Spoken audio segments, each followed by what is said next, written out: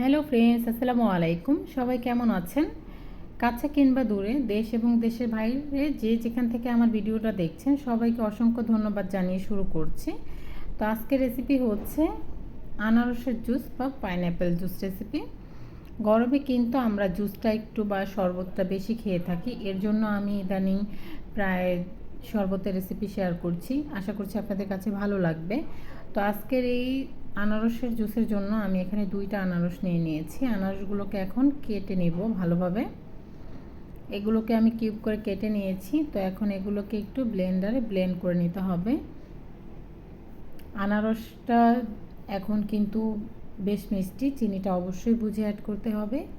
আর যারা মিষ্টি খেতে কম পছন্দ করেন চিনি দেওয়ার প্রয়োজনই নেই আমার মনে হয় আর কি।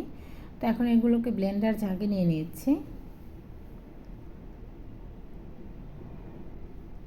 তারপর এখানে কিছুটা চিনি অ্যাড করে দিচ্ছি আমাদের স্বাদ অনুযায়ী। আপনারা যে যেরকম খেতে পছন্দ করেন সেরকম দিবেন, এটা তো আমি আগেই বলে নিয়েছি। দিয়ে দিচ্ছি কিছুটা লবণ স্বাদ অনুযায়ী।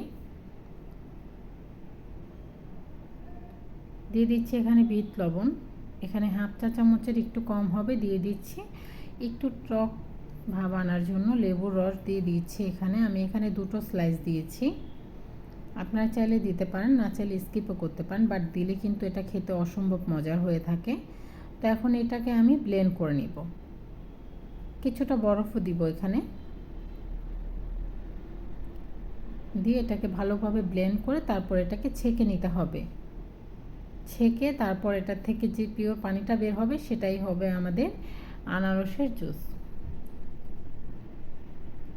ব্লেন্ড করে নিচ্ছি। এখন একটা স্ট্রেনারে নিয়ে নিয়েছি, দেখতে পাচ্ছেন। তো এটাতে আমার হয়নি, আমি পরবর্তীতে অন্য একটা বড় স্ট্রেনার নিয়ে নিয়েছিলাম।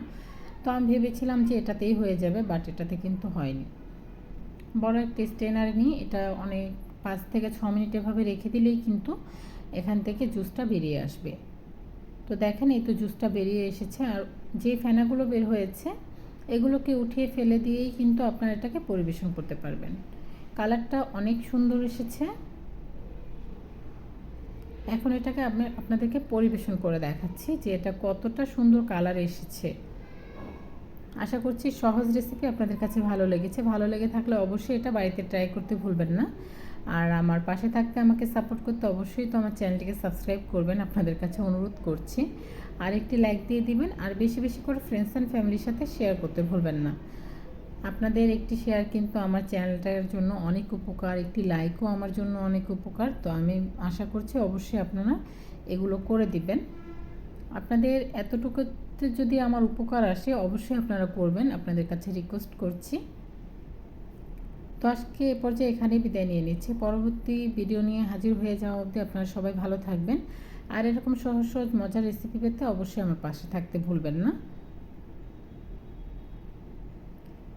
দেখেন কতটা সুন্দর কালার আসছে। আসসালামু আলাইকুম, ভালো থাকবেন সবাই, আল্লাহ হাফেজ।